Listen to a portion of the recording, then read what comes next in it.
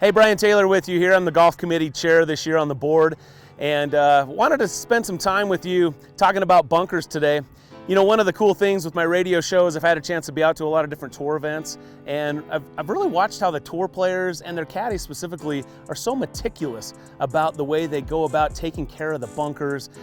It's almost mesmerizing to watch it, and I find myself wanting to copy what they do. So in order to illustrate that, you know, here at Alpine Country Club, we're very blessed to have several tour pros and former tour pros as honorary members of Alpine. We love that, and one of those members is kind enough to be with us today. Bruce Summerhays is a former Champions Tour member, and he's joining us right now. Hi, Bruce. Hi, how you doing, Brian? Good to be with you. Yeah. Appreciate you coming out. Thanks. So here we are out on 8 green, and you heard me mention there that tour pros are very meticulous about bunkers. And I know that's something that you're passionate about as well. Why is it so important to ensure that you leave the bunker better than you found it?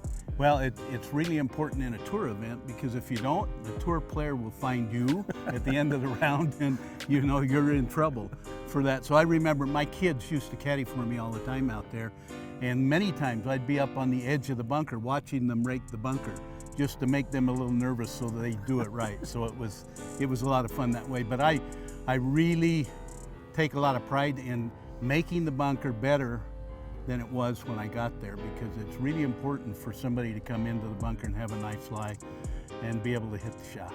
Absolutely. So we're going to demonstrate that. So we'll step into the bunker now. First of all, you don't ever want to hit it here, right? But then when you walk into the bunker, you only find out that somebody forgot to rake, or they messed up a rake, and now your ball is sitting here either in a footprint or an actual club print. One of the things that I've noticed is, you know, even if they rake these footprints up, sometimes they forget to hit the blast, right? So even that little depression right there can make it really tough for most of us, not for guys like Bruce. So Bruce, come on in, and this is something that would get the attention of the tour locker room if this was ever seen. I am not very happy right now. Very good acting. Yeah. That wasn't even acting. That was not acting.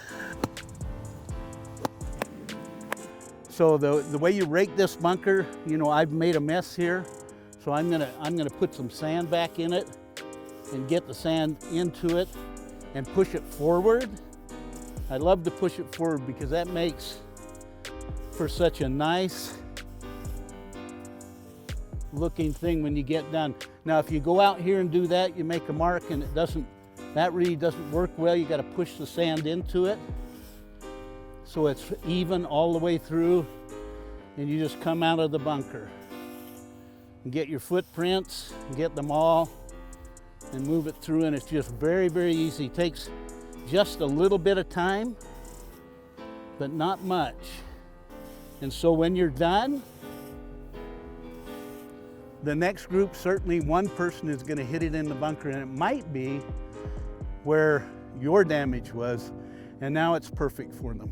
I love that. Great job, Bruce. And again, that is exactly how the caddies on tour do it. A little brush forward. You know, I love that you demonstrated the hack and pull. I see this all too often where guys will just take and they'll just drop it in there, chop and pull. Let me show you another one of my favorites here. Okay, we just finished the bunker, and it's like, oh God, I can't believe I hit such a bad bunker shot there.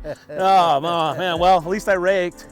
You know, and that's kind of the effort. So obviously, if you looked at this, you can see there's a bit of a difference there between what Bruce did and the drag behind. So I would highly discourage the drag behind or the chop and pull, and go with the Tour Pro method. All right, one last note, as you're exiting the bunker, you see the guys on tour do this, and they stop here at the edge, and they just give a little kick. You see all that sand coming off my golf shoes there. That ends up, if you don't just do that little kick, first of all, I think it looks cool, so you know, why not? Tour pros do it. You want to be like a tour pro. But the second thing is, if you don't do that, you can see as Bruce and I have been walking around here while we've been filming this, look at all the sand that we've brought out just on our shoes. And I've got some spikes on mine. Bruce had soft spikes or nubbies, and it still brought the sand out. So just a little quick hit there. Phil Mickelson's probably the hardest worker at this. If you'll notice when Phil does it, he literally gets in here and goes real hard, you know, on both ends.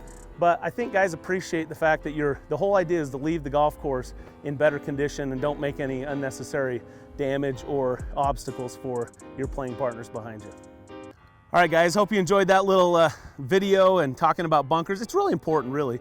I look at this as, you know, treat the golf course like you own it, because you do. All of us as members, this is our club, this is our course. And, you know, my philosophy, I think, aligns with what Bruce said, is you always want to leave it better for the guy behind you. I'm hoping that people want to play behind me because they know if I'm in that bunker, I'm going to make it better than what they had it. And it makes a big difference. It's just a common courtesy, and you know what? It can be like these tour pros. I don't know, if the guy behind me is leading by one, I may leave it bad. No, that's not true. You've got to rake the bunkers and make them perfect and push it forward. I like that. A little strategy.